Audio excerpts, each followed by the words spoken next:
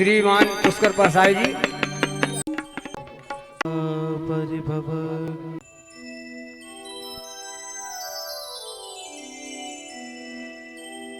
ध्येयं सदा परिभवमभीष्टदोहं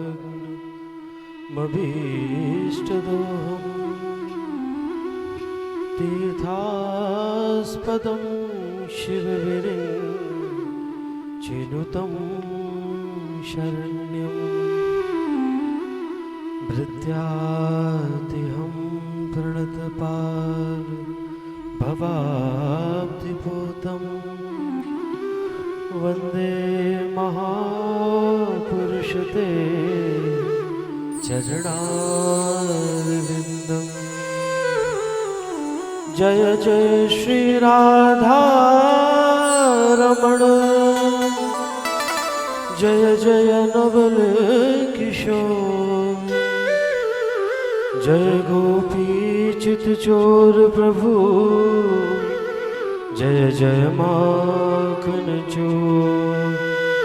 बोलिए श्री बाल कृष्ण लाल की जय, नर्मदा मैया की जय, अपने अपने गुरुदेवन की जय हो। आइए कुछ क्षण के लिए गिरिराज की पूजन चल रही है। गिरिराज भगवान का ही आश्रय लें, भाव से प्रेम से कुछ क्षण के लिए।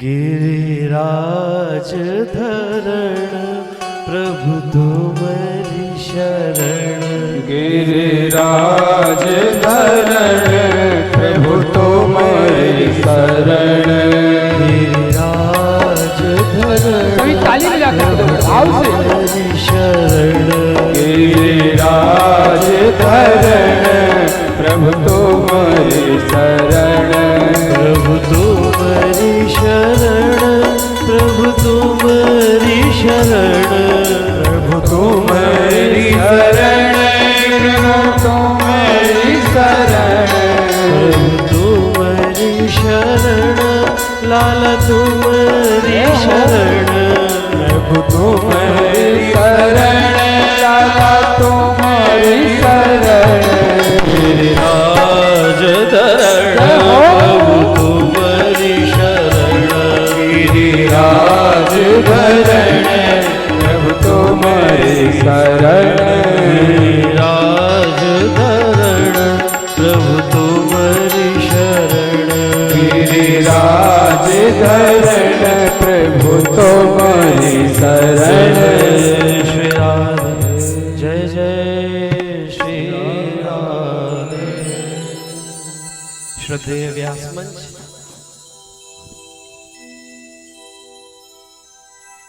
इतना सुंदर उत्सव चल रहा था गिरिराज पूजन का, हम विघ्न बन गए, ऐसा लग रहा है। उत्सव में विघ्न कर दिया करके।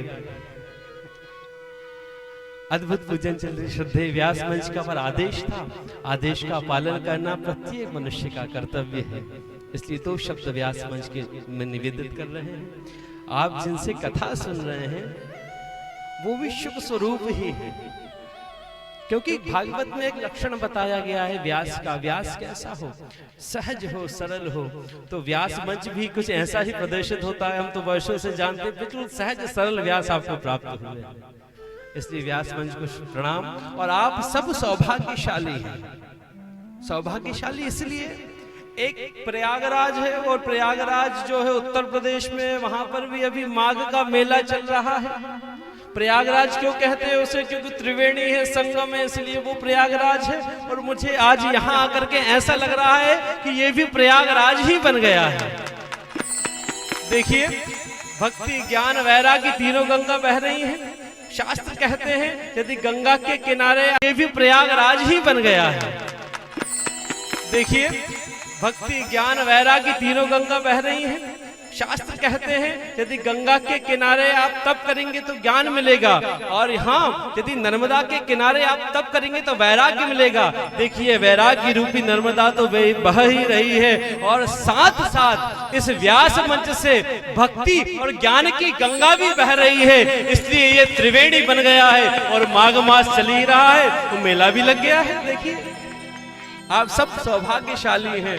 माँ रेवा के चरणों में बैठ करके श्रीमद् भागवत की कथा सुन रहे हैं, पान कर रहे हैं। अद्भुत सौभाग्य, और आपके सौभाग्य को मैं प्रणति निवेदित करता हूं।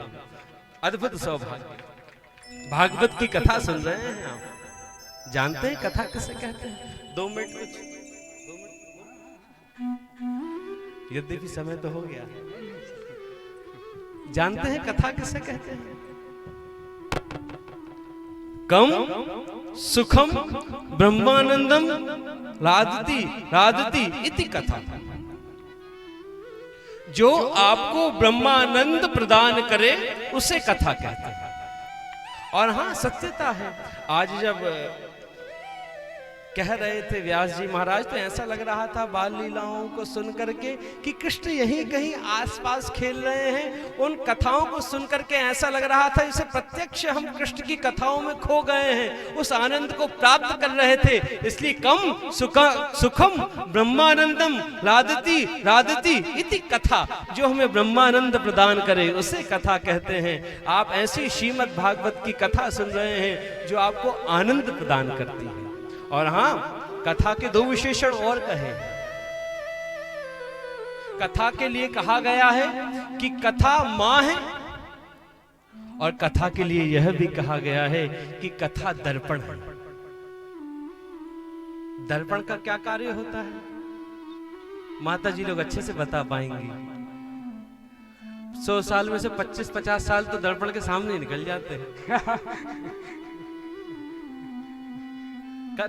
दर्पण का क्या कार्य होता है? दर्पण का कार्य होता है क्या?